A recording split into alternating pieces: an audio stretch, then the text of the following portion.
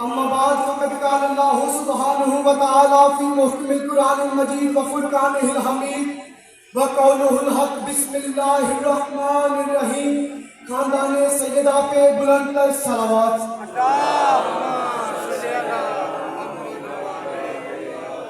اجازت ہے میں اپنی عبادت کا آغاز اس جملے سے کرتا ہوں کہ یاد رکھے گی دنیا، یاد رکھے گا زمانہ، اور لکھا جائے گا تاریخ میں کہ کوئی ایسی قوم بھی تھی، کوئی ایسی قوم بھی ہے کہ جس کے چھوٹے چھوٹے بچے علی کے نام کا نعرہ لگا کر دنیا کو بتاتے ہیں کہ جو بالغ ہونے کے بعد واجب ہو اسے نماز کہتے ہیں، جو ماں کی گود میں واجب ہو اسے علی کی ولایت کہتے ہیں.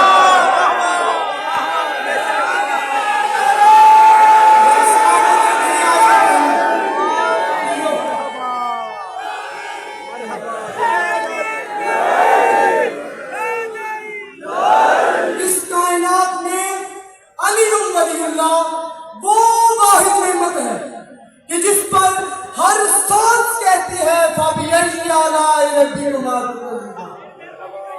اجازت ہے کہ موضوع پڑھا جائے صرف چند منٹ اور اس کے بعد میں مجھ سے بہتر پڑھنے والوں کے حوالے. حاکم شام، لوگ جسے کہتے ہیں امیر شام، میں کہہ رہا ہوں ذلیل شام، اتنا مولا علی کی تلوار سے نہیں ڈرتا تھا جتنا مولا حسن کے قلم کی نوک سے ڈرتا تھا.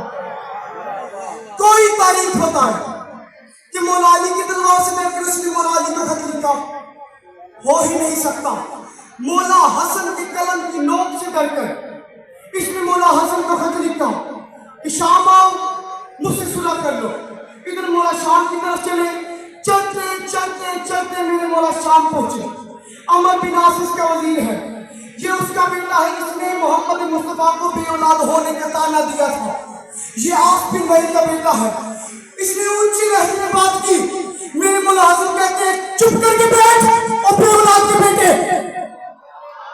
ہائے ہائے ہائے ہائے، چپ کر کے بیٹھ اور بے اولاد کے بیٹے.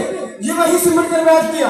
میرے مولا حسن وہی بیٹھے جدھر ان کو بیٹھنا چاہیے تھا. حاکم شام نے، وزیروں اور مشیروں نے اور چمچوں نے آپس میں مشورہ کیا. یہ حسن ہے نعوذ باللہ، اس کے باپ نے پوری زندگی چٹائی پر بیٹھ کے گزاری ہے.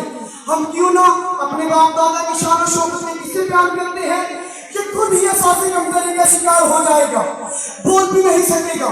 اس کے ایک وزیر نے اس نے کہا تم میرے باپ کو جانتے ہو؟ اس نے کہا کون سے؟ اس نے کہا فلاں. اس نے کہا ہاں میں جانتا ہوں.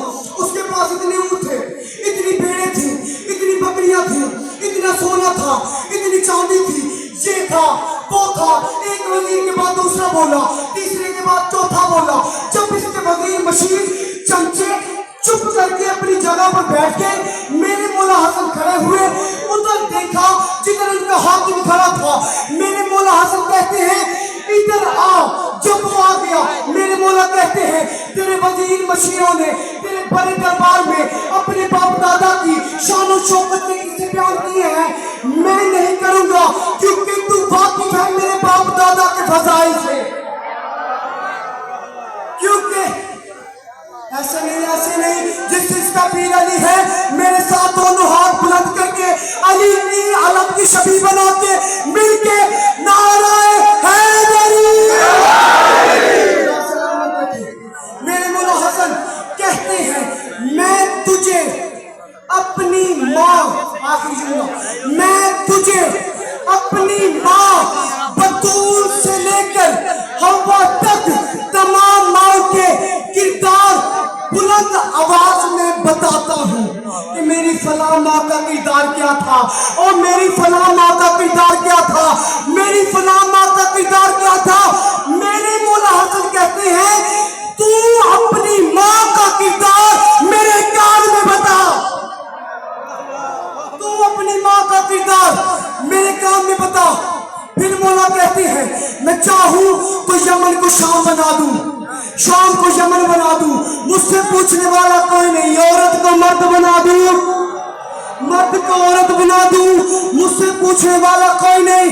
एक बंदा बस्ते दरबार से उठा, उसने कहा हसन तेरा बाप भी ऐसे दावे करता था, कभी यमन भी शाम बना, कभी शाम भी यमन बना, कभी औरत भी मर्द बनी, कभी मर्द भी औरत बना। मेरे मुल्ला हसन कहते हैं तुम्हें औरत होते हुए मर्दों में शर्म नहीं आती? तुम्हें औरत होते हुए मर्दों में शर्म नहीं आती? जिसने जो ही अपना जायजा लिया ना, पकड़ी पकड़ी ना रही, चुनरी बन गई। ये शर्मा के दरबार से बाहर निकली कि 7वें कदम पे बदनसीब पहुंची। अली के लाने का रुख खुशखबरी लेती जाओ, तुझे मैंने औरत बना दिया है, घर बैठी तेरी औरत को मर्द बना दिया है। चंद दिनों के बाद तो एक बच्चे को जन्म देगी। आए है चंद दिनों के बाद तो एक बच्चे को जन्म देगी।